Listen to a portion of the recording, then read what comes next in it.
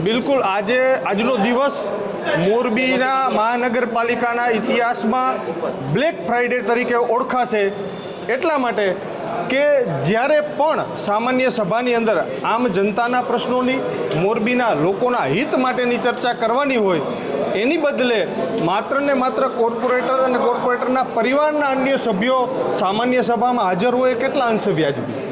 બીજી વાત, પત્રકારોને જો તમે અહીંયા બોલાવો જ છો તો પત્રકારોની સાથે ચર્ચા કરવાને બદલે પત્રકારોને હોલની બહાર શા માટે રાખવામાં આવ્યા? કારણ કે ભૂતકાળની અંદર એક મજબૂત વિપક્ષ તરીકે અમે પ્રશ્નો મૂક્યા હતા. 1700થી વધુ સિમેન્ટની થેલી પથ્થર બની ગઈ હતી. આવાસ યોજનાની અંદર ખૂબ મોટો ભ્રષ્ટાચાર થયો છે. નંદીઘરની અંદર ખૂબ મોટો ભ્રષ્ટાચાર થયો છે. હમણાં જ તાજેતરની અંદર જ એલ્યુમિનિયમ બોક્સની ટ્યુબલાઇટો પણ ચોરી થઈ છે. ભારતીય જનતા પાર્ટીના પૂર્વ કાઉન્સિલરે વિશીપરાની અંદર ફરિયાદ કરી હતી કે તેમનો લોખંડનો ભંગાર પણ ચોરાયો છે.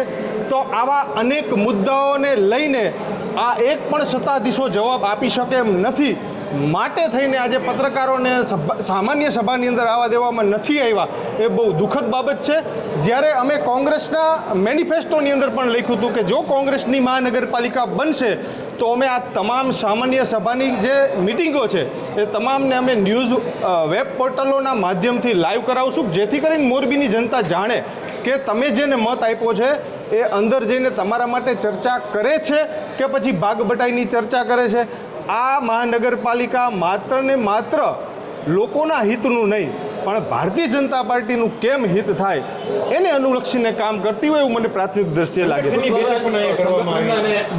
બિલકુલ મેં એ પણ જોયું છે કે આની અંદર કોર્પોરેટર સિવાયના અન્ય લોકો કે જે ભારતીય જનતા પાર્ટીની અંદર સંગઠનનું કામ કરતા હોય અથવા તો કોર્પોરેટરના કોઈ પતિ પત્ની, એનું પરિવારના કોઈ અન્ય સભ્યો, આવા સભ્યોને જો અંદર જવા દેવાના હોય અને પત્રકારો કે જેને ચોથી જાગીર કહેવામાં આવે છે એને અટકાવવામાં આવે તો આ ક્યાંક ને ક્યાંક શંકાસ્પદ છે.